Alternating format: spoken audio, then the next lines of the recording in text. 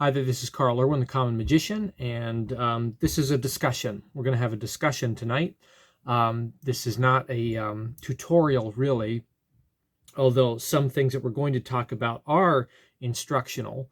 But this is one of those philosophical discussions where I state all of the obvious things that everybody already knows and I insult your intelligence. That's not my plan, but that is often how this goes. So these are the things that we often already know, things we already think and subscribe to, but I'm just saying it out loud, okay, and kind of reminding us of some ideas and concepts that are there and present. And of course, feel free to respond in the comments section and get a conversation going. I always try to respond as quickly as I can.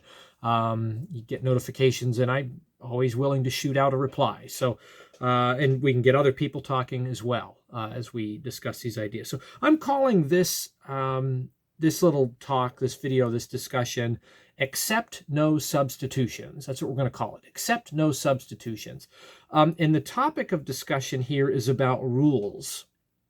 And we have these rules and certain kinds of effects, as you can guess, because everything seems to come back to this on this channel and some other channels like mine. Maybe it's just an amateur magician thing, I guess, is probably what it is. But if you look at like the forums, even where some of the professionals even bother to talk, they can get in on this too. And it happens in waves. But you can guess this has come up from any card at any number, right? You know, we're talking about these effects that have rules. There are some effects out there that are just known. They're kind of staple signature effects. And when we talk about them and we discuss them, we always address the fact that they have to be done a certain way, otherwise they cannot be the effect, right? In order for it to be the Berglas effect, it has to have these things. In order for it to be Scarney's Aces, the conditions have to be just like this. In order for it to be mnemonicosis or 51 Faces North, the open prediction, right? In order for it to be any one of these kinds of well-known effects, it has to be exactly set in this way. And there are rules that your method must adhere to in order for it to be that thing. I am here this evening to shoot a whole bunch of holes through that concept. That's my job, right?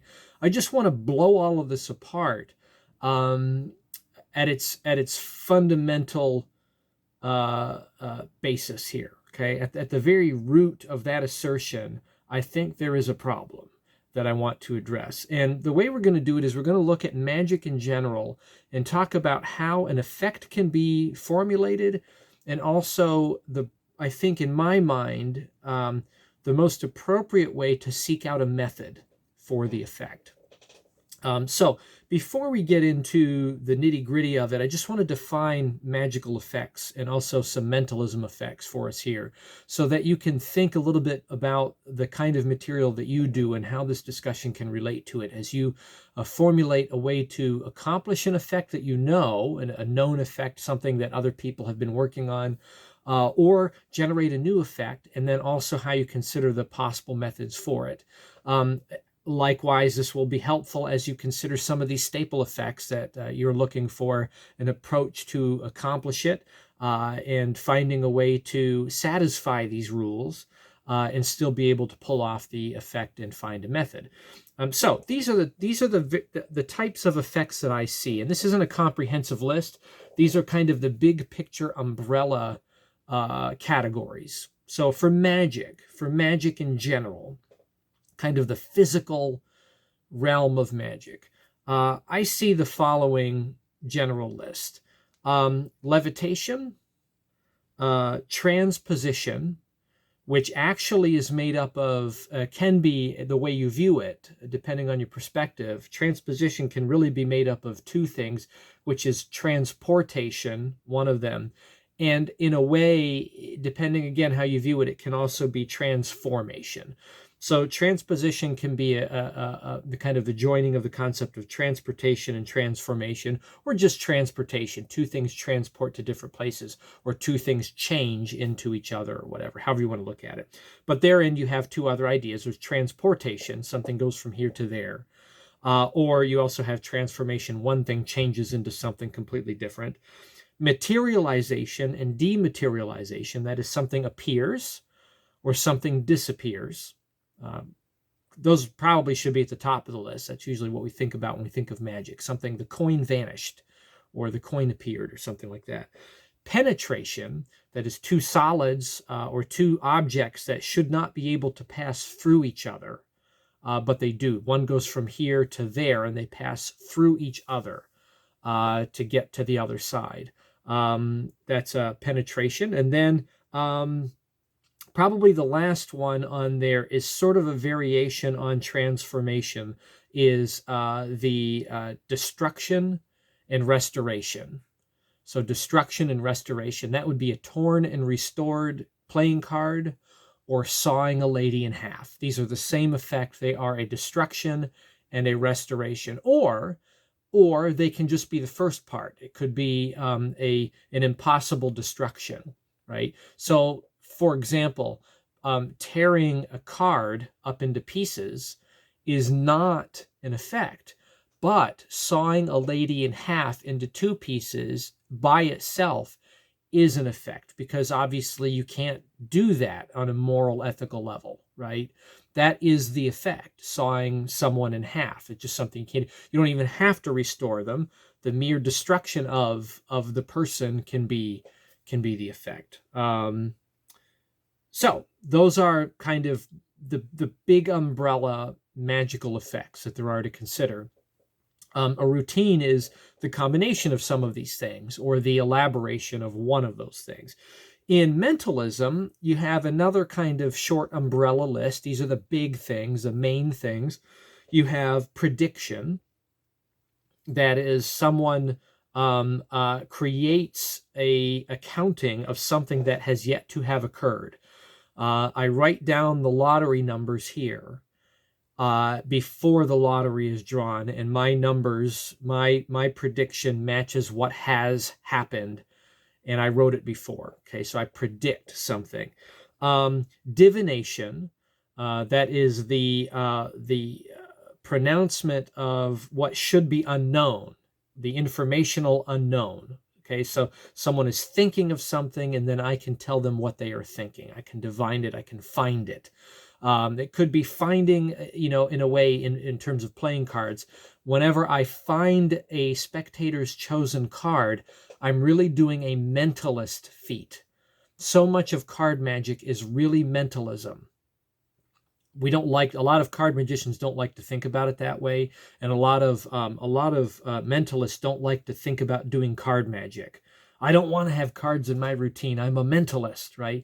But really, so much of card magic, when you're talking about something that has been chosen, it's been put into the deck, and then it is found in some impossible way, that is really a mentalist feat. It's a divination of some kind. It involves a physical object, right? But it is a divination of information nonetheless. Projection. So projecting something, projecting a thought, putting information in a place is also a mentalist feat. These are informational things, right? So prediction, divination, projection, these are informational. A transmission of an idea or a thought, right, is very much like projection. These are kind of interchangeable. And then you have another realm in mentalism, which is telekinesis, right? So telekinesis or psychokinesis, they're kind of the same thing. They're the same thing, really.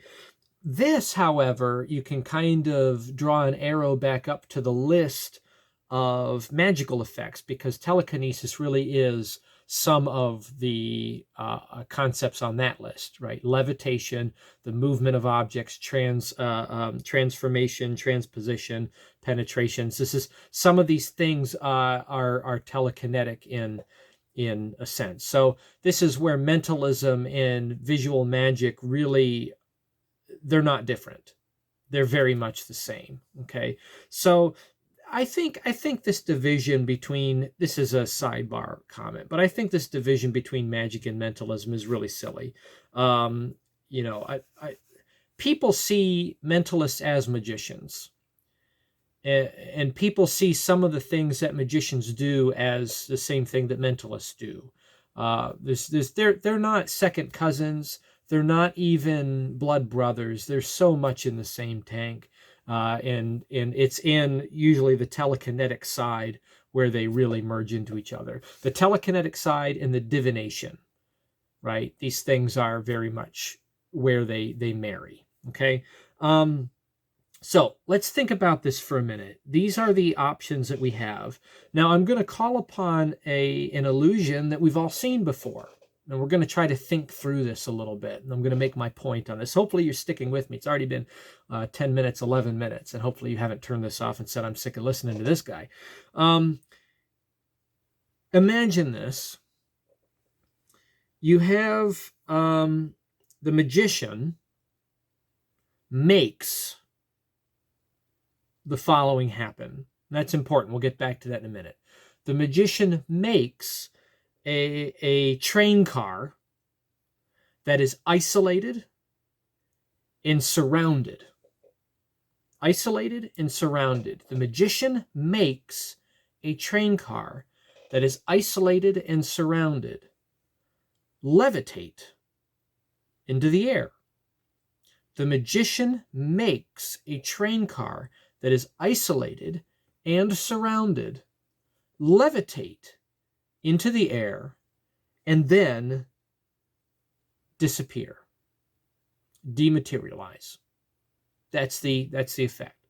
The magician makes a train car, big heavy object, that is isolated and surrounded, levitate into the air and dematerialize into nothing. There's our trick. Okay, now I'm going to use this as an illustration. I've set the parameters of the trick. By that measure, we have rules that are there, don't we? Right? The magician has to make it happen. That's rule number one. And it's actually a vital one. If this just happens by itself, it isn't much of a performance, is it? The magician has to make it happen, right? The train car has to be isolated and it must be surrounded. That's essential. It's a rule. It has to be that way. The train car has to levitate off the ground and then it has to disappear in that state, having levitated off the ground, right? So nothing below it, nothing above it, nothing around it, isolated, surrounded, levitated from the ground, has to disappear. This is a David Copperfield famous illusion, right, that he did in a TV special. I'm going to describe this again, the way that magicians are supposed to think. This is the way we're really supposed to think. And then I'm going to tie this back around to what kicked off this whole discussion in the first place. Let me re-describe this entire effect, okay? The magician appears to, okay?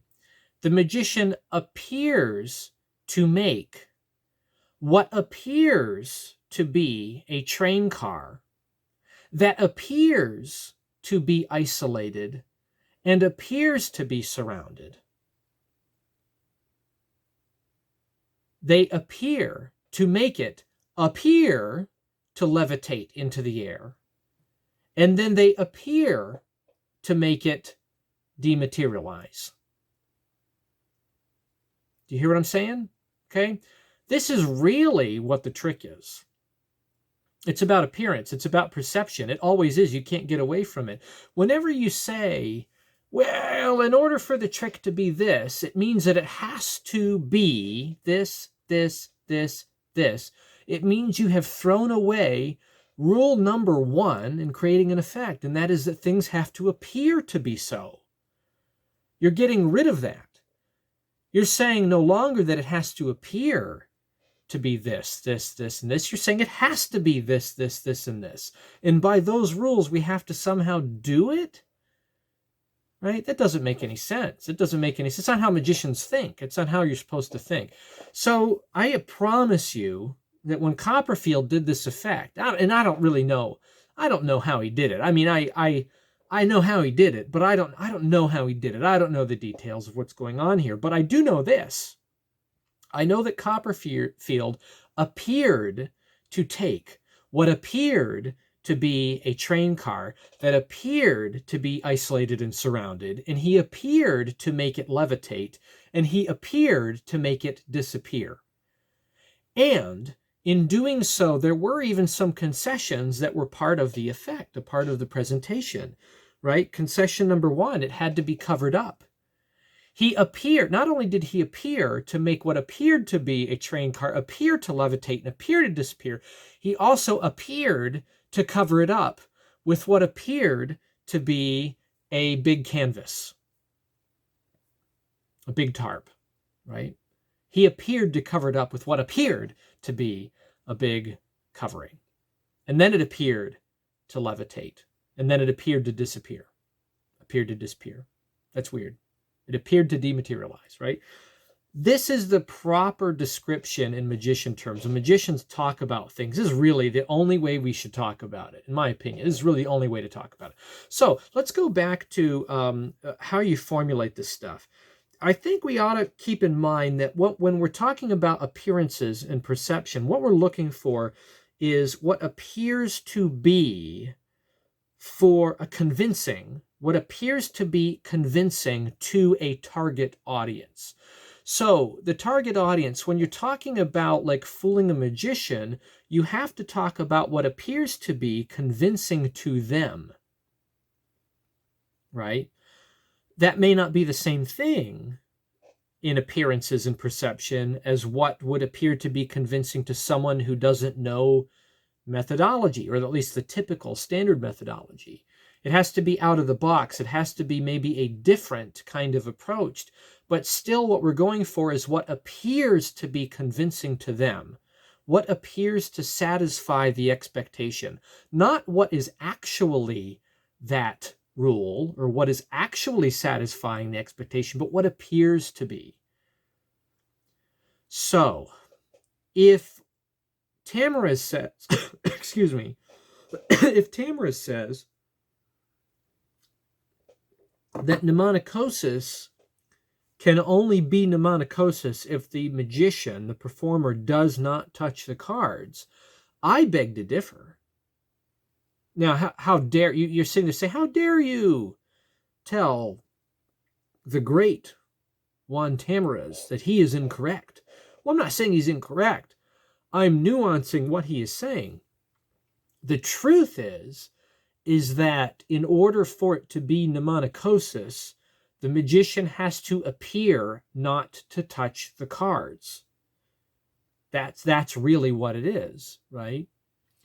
And I argue that I wrote this in one of my my book Any, which is about any card at any number. This is just a little perspective I put in there. I'll share here.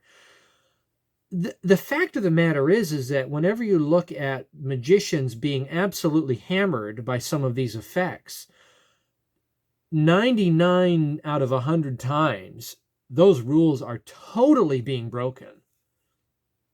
And the magician goes, what? How did you do that? Right?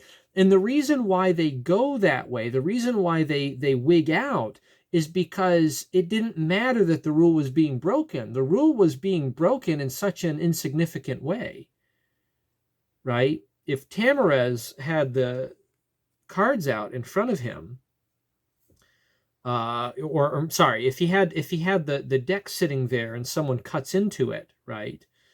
And he reaches out and he turns one card over.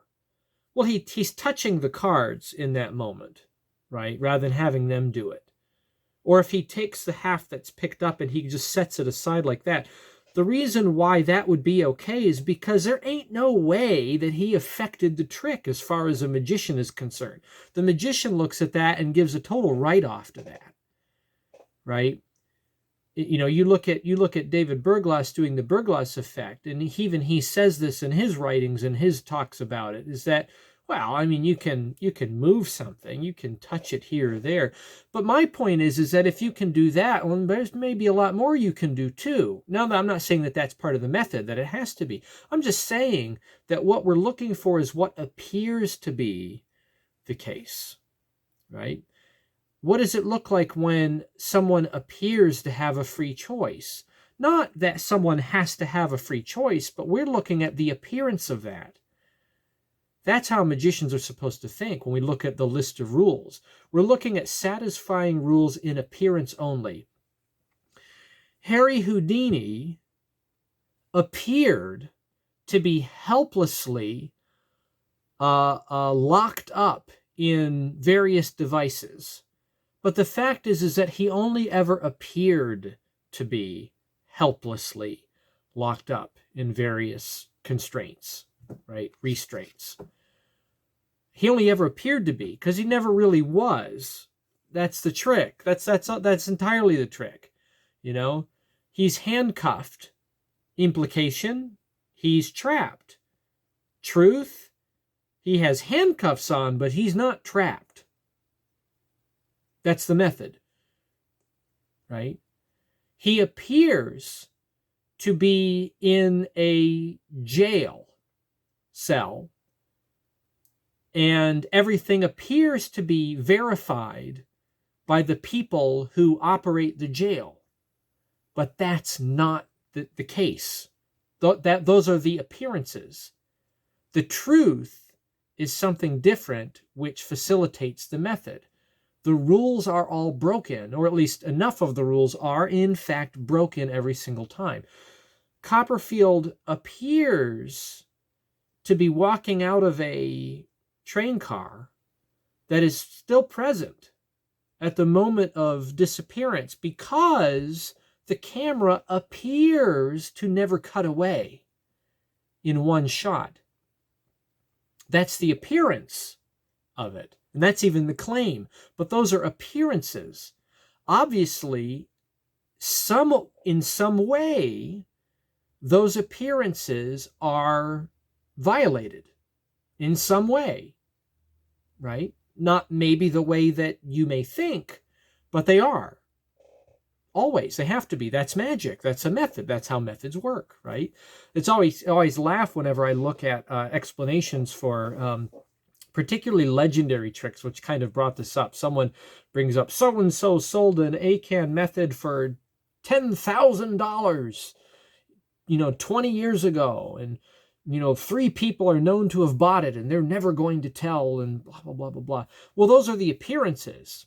It appears that somebody had a method that was selling for that amount of money. It appears that people bought it. It appears that they're not going to say it. But anyway, you have these methods, and then you have the description. It says, no equivoque, no duplications, no stooges, no pre-show work, no dual reality, no. And what they're doing is they're making a fabled list of rules that gets rid of all of the methods that we would otherwise use.